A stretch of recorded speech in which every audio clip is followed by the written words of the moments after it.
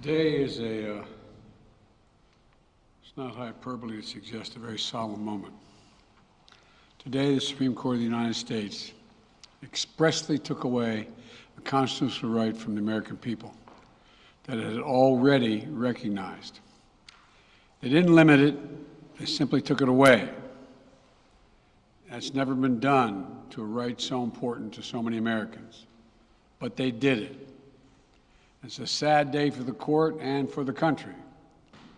50 years ago, Roe v. Wade was decided and has been the law of the land since then. This landmark case protected women's right to choose, her right to make intensely personal decisions with her doctor, free from the interference of politics. It reaffirmed basic principles of equality, that women have the power to control their own destiny, and it reinforced a fundamental right of privacy, a right of each of us to choose how to live our lives. Now, with Roe gone, let's be very clear. The health and life of women in this nation are now at risk. As chairman and ranking member of the Senate Judiciary Committee, as vice president and now as president of the United States, I've studied this case carefully. I've overseen more Supreme Court confirmations than anyone today, where this case was always discussed.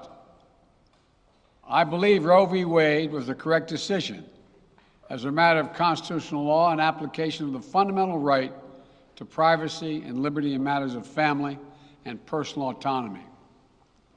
It was a decision on a complex matter that drew a careful balance between a woman's right to choose earlier in her pregnancy and the state's ability to regulate later in her pregnancy. A decision with broad national consensus that most Americans of faith and backgrounds found acceptable, and that had been the law of the land for most of the lifetime of Americans today. And it was a constitutional principle upheld by justices appointed by Democrat and Republican presidents alike. Roe v. Wade was a 7-2 decision, written by a justice appointed by a Republican president, Richard Nixon. In the 5 decades that followed Roe v. Wade, justices appointed by Republican presidents from Eisenhower, Nixon, and Reagan, George W. Bush, were among the justices who voted to uphold the principles set forth in Roe v. Wade. It was 3 justices named by one president, Donald Trump, who were the core of today's decision to upend the scales of justice and eliminate a fundamental right for women in this country. Make no mistake, this decision is a culmination of a deliberate effort over decades to upset the balance of our law. It's a realization of an extreme ideology and a tragic error by the Supreme Court, in my view. The court has done what it has never done before, expressly take away a constitutional right that is so fundamental to so many Americans that had already been recognized. The court's decision to do so will have real and immediate consequences. State laws banning abortion are automatically taking effect today, jeopardizing the health of millions of women, some without exceptions. So extreme that women could be punished for protecting their health. So extreme that women and girls who are forced to bear their rapist's child, with the child a consequence. It just stuns me. So extreme that doctors will be criminalized for fulfilling their duty to care. Imagine having a young woman have to carry the child of incest as a consequence of incest. No option. Too often the case, the poor women are going to be hit the hardest. It's cruel. In fact, the court laid out state laws criminalizing abortion that go back to the 1800s as rationale. The court literally taking America back 150 years. This is a sad day for the country, in my view. but it doesn't mean the fight's over. Let me be very clear and unambiguous. The only way we can secure a woman's right to choose, the balance that existed, is for Congress to restore the protections of Roe v. Wade as federal law. No executive action from the president can do that. And if Congress, as it appears, lacks the votes to do that now, voters need to make their voices heard. This fall, we must elect more senators and representatives who will codify women's right to choose into federal law once again. Elect more state leaders to protect this right at the local level. We need to restore the protections of Roe as law of the land. We need to elect officials who will do that. This fall, Roe is on the ballot. Personal freedoms are on the ballot. The right to privacy, liberty, equality, they're all on the ballot. Until then, I will do all of my power to protect a woman's right in states where they will face the consequences of today's decision. While the court's decision cast a dark shadow over a large swath of the land, many states in this country still recognize a woman's right to choose.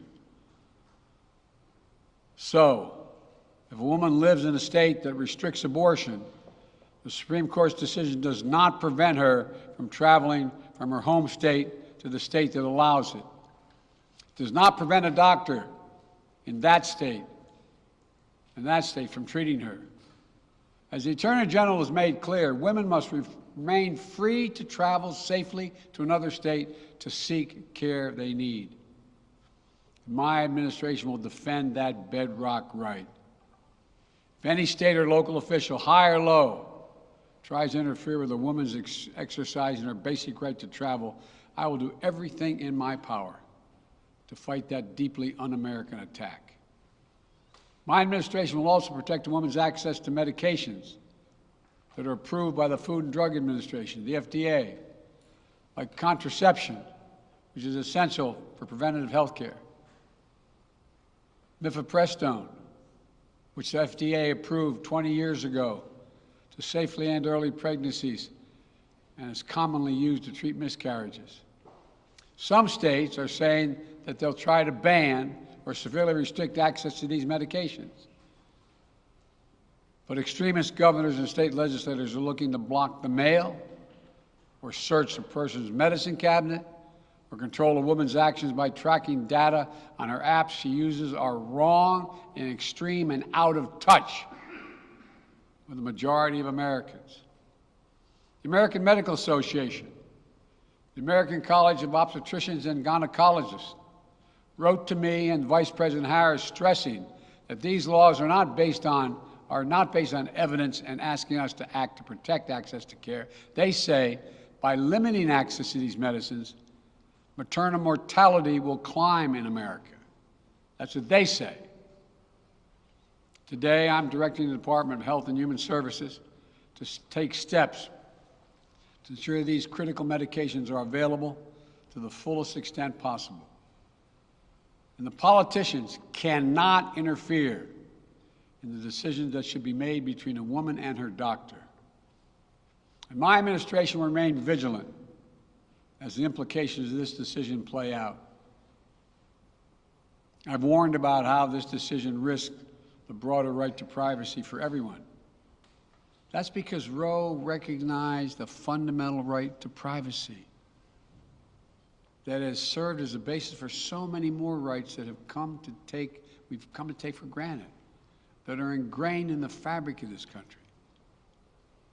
The right to make the best decisions for your health. The right to use birth control, a married couple in the privacy of their bedroom, for God's sake. The right to marry the person you love. Now, Justice Thomas said as much today. He explicitly called to reconsider the right of marriage equality, the right of couples to make their choices on contraception. This is an extreme and dangerous path the court is now taking us on. Let me close with 2 points. First, I call on everyone, no matter how deeply they care about this decision, to keep all protests peaceful. Peaceful, peaceful, peaceful. No intimidation. Violence is never acceptable. Threats and intimidation are not speech. We must stand against violence in any form, regardless of your rationale.